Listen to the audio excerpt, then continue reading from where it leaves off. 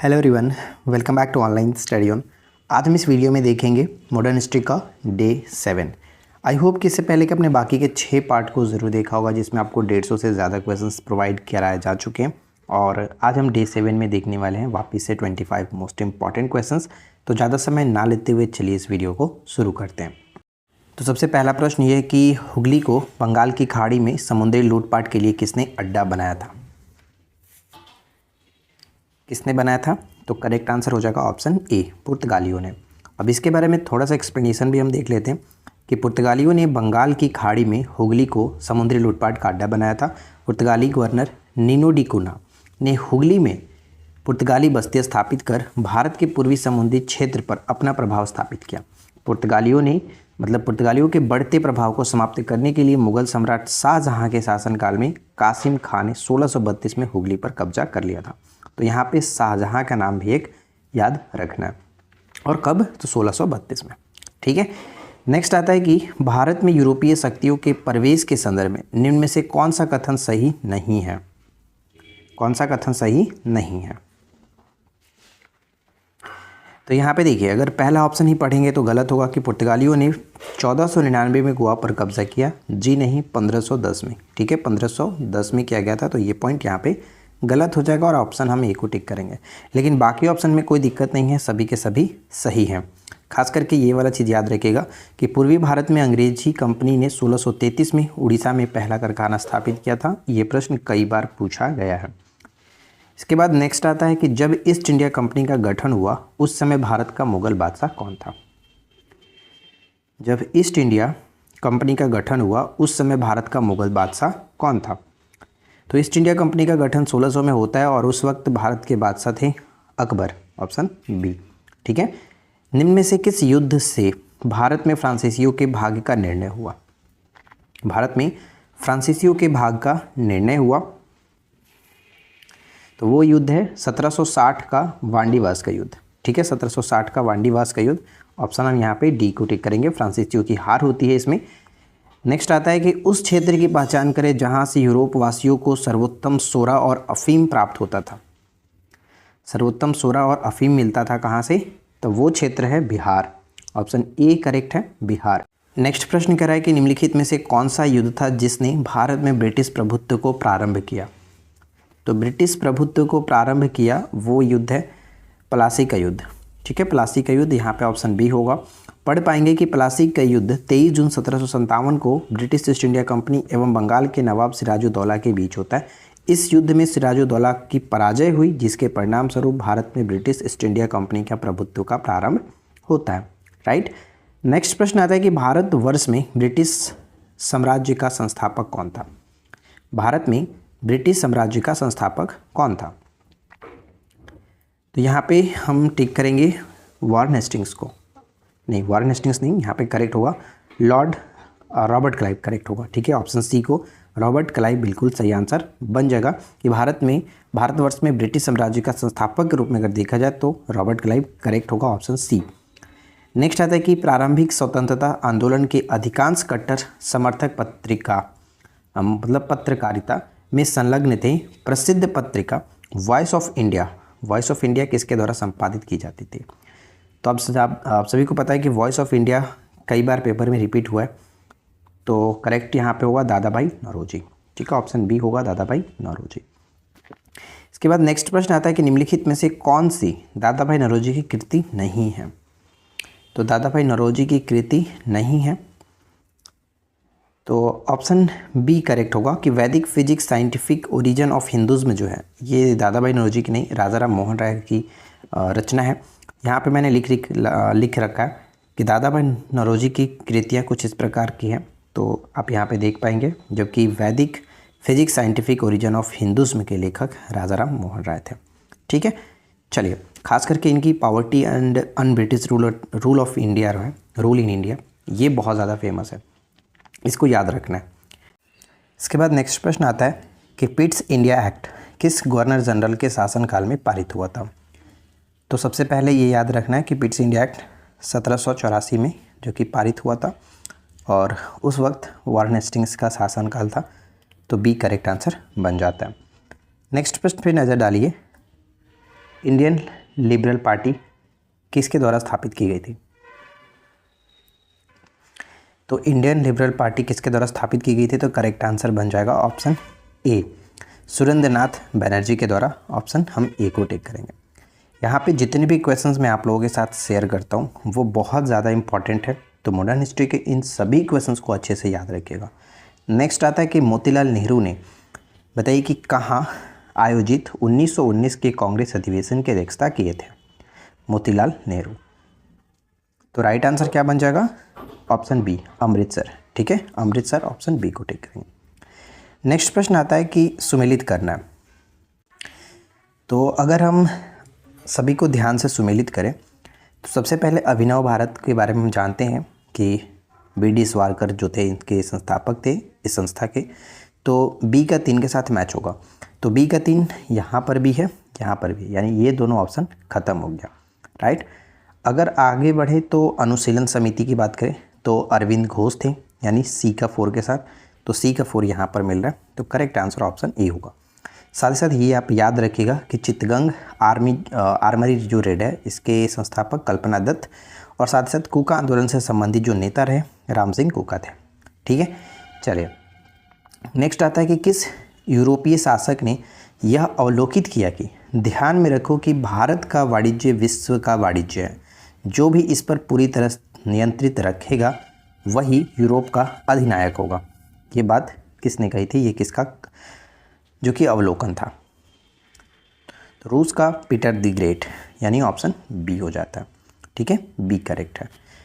अगला प्रश्न कि उस समय जब नेपोलियन की शक्ति के सामने यूरोप के साम्राज्य धराशायी हो रहे थे, नीचे लिखे गवर्नर जनरल में से किस एक ने भारत में ब्रिटिश का पताका फहराए रखा?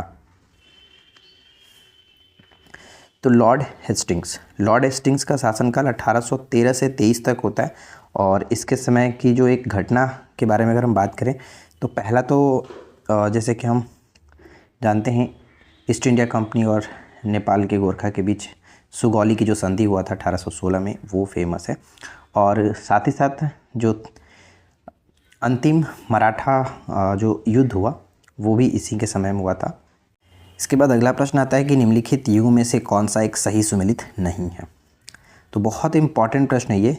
सही सुमेलित नहीं है अगर देखा जाए तो Pitt's India act, Warren Hastings बताया आपको, डॉक्ट्रिन्स ऑफ लैप्स डलहौजी ने स्टार्ट किया था, वर्नाकुलर स्पेस एक्ट जो कि लिटन ने स्टार्ट किया और रिपन ने रद्द किया था, तो यहाँ पे कर्जन से इनका कोई संबंध होगा नहीं, इसलिए हम सी को टिक करेंगे, सुमेलित नहीं है।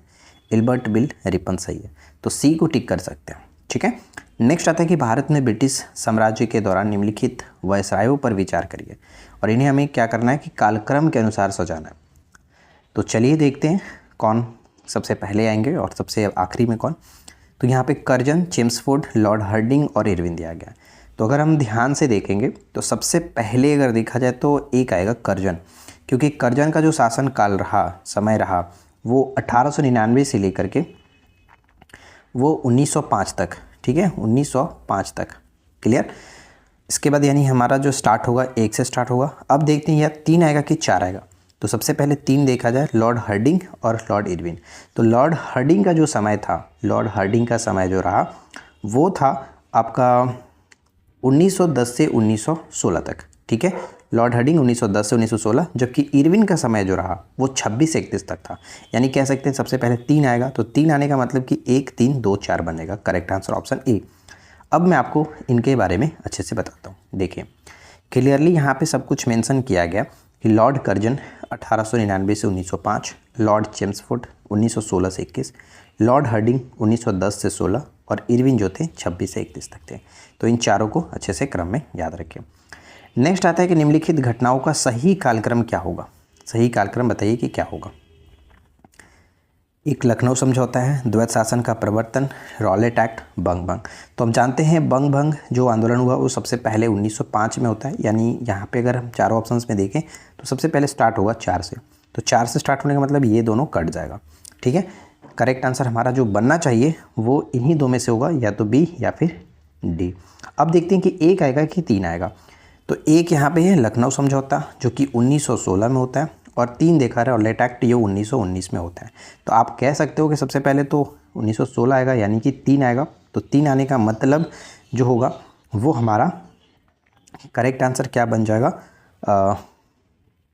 ठीक है, लखनऊ समझौता, यहाँ पे लखनऊ होना पहले एक आएगा, तो यहाँ पे करेक्ट हो जाएगा ऑप्शन बी 4132। चलो यहाँ पे हम आराम से समझते हैं, मैंने सब कुछ मेंशन कर दिया है।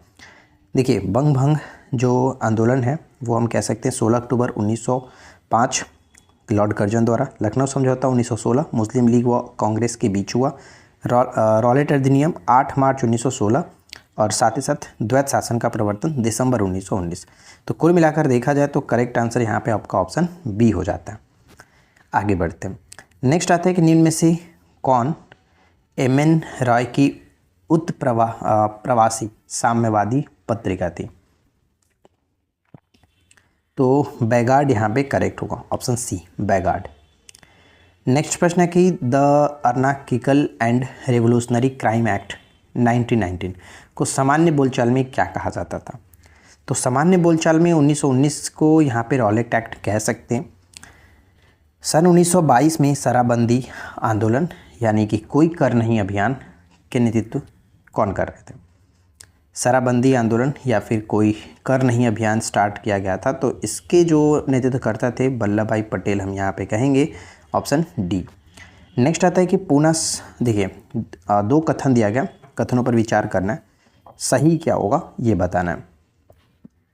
तो पहला पॉइंट है कि पूना समझौता 24 सितंबर 1932 को हुआ, जो कि बिल्कुल सही है। इस समझौते में दलितों के लिए पृथक निर्वाचन समाप्त कर दिया गया तथा राज्य केंद्रीय विधानमंडलों में आरक्षित सीटों की संख्या बढ़ा दी गई, तो ये सही है। दोनों के दोनों कथन सही होगा। अब सीटों की संख्या बढ़ाई गई थी, कितना कितना किया गया था वो हम आराम से देख लेते हैं। देखिए पूना समझौता 16 सितंबर 1932 को ब्रिटिश भारत के यरवदा जेल पुणे में हुआ।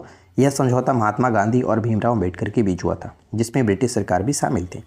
समझौते की पृष्ठभूमि क्या रही, तो 1932 में ब्रिटिश प्रधानमंत्री रैमजे मैकडोनाल्ड के सांप्रदायिक पंचाट की घोषणा की, जिसमें दलितों को अलग निर्वाचन मंडल देने का प्रावधान था। महात्मा गांधी इस प्रावधान के खिलाफ थे और उन्होंने इसे हिंदू समाज के विभाजन के रूप में देखा। उन्होंने इस विरोध में यरवदा जेल में अनशन शुरू कर दिया। यानी दलितों को पृथक निर्वाचन मंडल नहीं मिलेगा, लेकिन उनके लिए आरक्षित सीटें बढ़ा दी गई, यानी इसके बारे में मतलब कहा गया, ठीक है। और तब जाकर के क्या हुआ कि ब्रिटिश सरकार ने जहां 71 सीटें प्रस्तावित की थी, अब उसे बढ़ा करके 148 सीटें कर दी गई, ठीक है। चलिए नेक्स्ट आता है कि जब 1946 में भारतीय मुस्लिम लीग को अंतरिम सरकार में शामिल किया गया, तब लियाकत अली खां को कौन सा विभाग दिया गया था। लियाकत अली खां को कौन सा विभाग दिया गया था, तो वित्त विभाग इनके पास था, वित्त विभाग, ऑप्शन सी। नेक्स्ट प्रश्न पे नज़र डालते हैं, निम्नलिखित कथनों पर विचार करिए। अब यहाँ पे आपको बताना है कि कौन से कथन सही है। तो फर्स्ट और सेकेंड देखिए, भारतीय राष्ट्रीय कांग्रेस की अध्यक्षता कुल 3 महिलाओं के द्वारा की गई थी। 3 महिलाओं के द्वारा की गई थी, जो कि बिल्कुल सही भी है। एनी बेसेंट, सरोजिनी नायडू और नेली सेन गुप्ता हम देखते हैं, तो तीनों सही है, ठीक है। 1920 में असहयोग आंदोलन का प्रस्ताव लाला लाजपत राय के अध्यक्षता में नागपुर में पारित हुआ था। तो हम यहाँ पे कह सकते हैं कि ये जो चीज़ है वो सही नहीं है, ठीक है, ये सही नहीं है। अब क्यों सही नहीं है मैं आपको बताता हूँ कि ये 1920 में जो असहयोग आंदोलन प्रस्ताव पारित हुआ था, ये नागपुर में नहीं किया गया था, ये आपका कलकत्ता में किया गया था। कलकत्ता का विशेष अधिवेशन था, जहाँ लाला लाजपत राय जो थे, लाला लाजपत राय इसकी अध्यक्षता कर रहे थे। तो कह सकते हैं केवल एक सही है, तो ऑप्शन ए को टिक करेंगे, ठीक है। यहाँ पे नागपुर नहीं कलकत्ता होना चाहिए। इस वीडियो का आखिरी प्रश्न ये है कि ब्रिटिश के साथ बेसिन की संधि निम्नलिखित पेशवाओं में से किसने की थी। तो देखिए बेसिन की जो संधि होती है, बेसिन की संधि, यहाँ पे आपको बता दूं करेक्ट आंसर जो बनेगा वो है ऑप्शन हम डी को टिक करेंगे। बेसिन की संधि होता है आपका 1802 में, ठीक है। फिलहाल तो डी करेक्ट आंसर होगा, बाजीराव द्वितीय। बेसिन की संधि 1802 में बाजीराव द्वितीय ने की थी। और इस संधि के जो मुख्य जो बिंदु रहा वो अगर हम देखें तो आपको बता दें कि पेशवा बाजीराव द्वितीय ने ब्रिटिश संरक्षण स्वीकार कर लिया। ब्रिटिशों ने पेशवा को सत्ता बनाए रखने के लिए सैन्य सहायता देने का वादा किया। इसके बदले पेशवा ने ब्रिटिशों को अपने क्षेत्र में सेना रखने और कई राजनीतिक अधिकार देने की अनुमति दी। इसका परिणाम ये हुआ कि यह संधि मराठा साम्राज्य के पतन का एक महत्वपूर्ण कारण बनी। अन्य मराठा सरदारों जैसे सिंधिया, होलकर, भोसले ने इसका विरोध किया, जिससे द्वितीय आंग्ल मराठा युद्ध भी स्टार्ट होता है। ठीक है, तो कुल मिलाकर देखा जाए तो आज इस 25 इंपॉर्टेंट क्वेश्चंस में इतने सारे महत्वपूर्ण प्रश्नों का संकलन हमने किया था, कलेक्शन किया था। अगर आपको वीडियो पसंद आया तो प्लीज़ वीडियो को लाइक और चैनल को सब्सक्राइब कर लीजिएगा। मिलते हैं नेक्स्ट वीडियो में नए टॉपिक के साथ। Thanks for watching, keep learning, have a good day.